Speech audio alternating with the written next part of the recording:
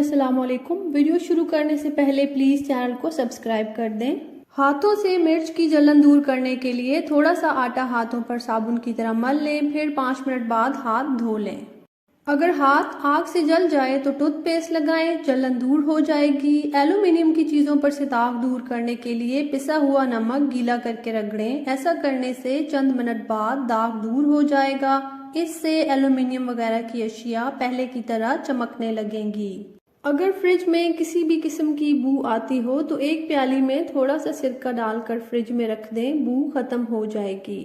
जितने प्याज इस्तेमाल करना हो इनको रात प्लास्टिक की थैली में डालकर अच्छी तरह से बंद करके फ्रिज में रख दें।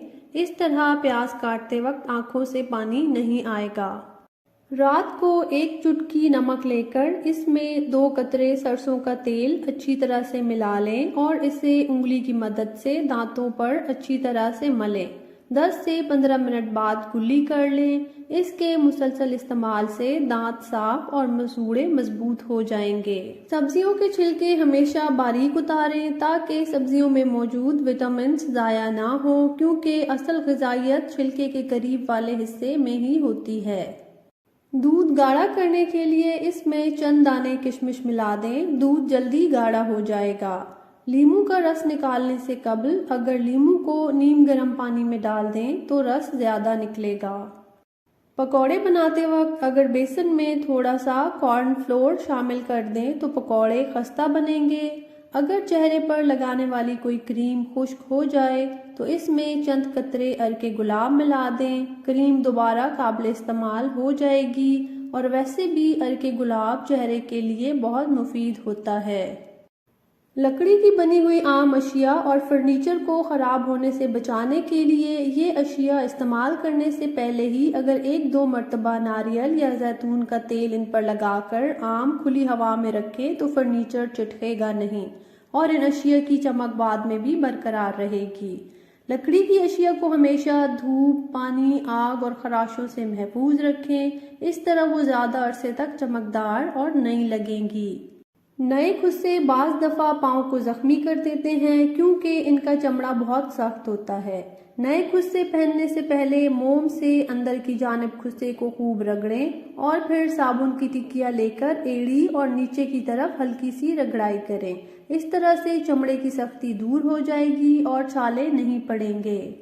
जूते से पाँव पर पड़ने वाले आबलों के लिए ग्लिसरीन बहुत मुफीद है। अक्सर साबुन के छोटे टुकड़े बच जाते हैं और ज़ाया हो जाते हैं। अगर साबुन के छोटे टुकड़े बच जाएं तो उन्हें किसी लिफाफे में जमा कर लें। जब टुकड़े काफ़ी इकट्ठे हो जाएं तो किसी गहरे फ्राइंग पैन को कागज़ से साफ़ करके इसमें थोड़ा सा पानी डालें और साबुन के टुकड़े डाल दें। फिर इसको हल्की आंच पर गर्म करें। जब साबुन पिघल जाए तो एक प्याले में थोड़ा सा तेल अंदर की चारों तरफ मल दें। इसमें ये साबुन उलटकर ठंडी जगह पे रख दें। अगले दिन आप प्याला उलटकर साबुन का प्याला निकाल लें। ये साबुन का प्याला अब नहाने धोने के काम आ सकता है। साबुन अगर प्याले से लग जाए तो तेज छुरी की मदद से निकाल लें। अगर मछली पकाई जाए तो पूरे किचन में इसी बू फैल जाती है। किसी बर्तन में उबले हुए पानी में 3 से 4 चम्मच सफ़ेद सिरका डालकर किचन में रख दें तो बू खत्म हो जाती है और सारे घर में फैलती नहीं।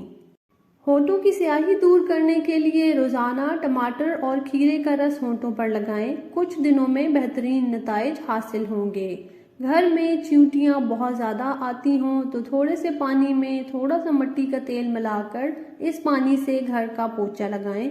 अगर कारपेट बिछा हो तो इस कारपेट के किनारों पर पोंछा लगा दें।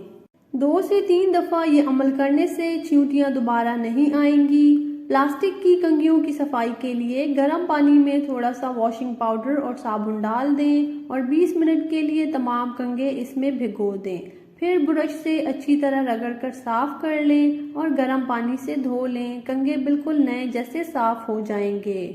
अगर गोश्त या कोई सालन पकाते या भूनते वक्त जल जाए तो इसमें आधी प्याली दूध डाल देने से जले हुए सालन की बू नहीं आती। खाना पकाते वक्त अक्सर हाथ या बाजू वगैरह जल जाता है। इसके लिए शहद आधी प्याली में 1 छोटी चम्मच हल्दी और घी लेकर अच्छी तरह मिक्स करके फ्रिज में रख दें और जब भी ज़रूरत पेश आए इसे मुतासरा हिस्से पर लगाएं। इसके इस्तेमाल से ना तो जलन होगी और ना ही छाले पड़ेंगे। वीडियो को लाइक कर दें, अपना ख्याल रखें, दुआओं में याद रखें। अल्लाह हाफिज।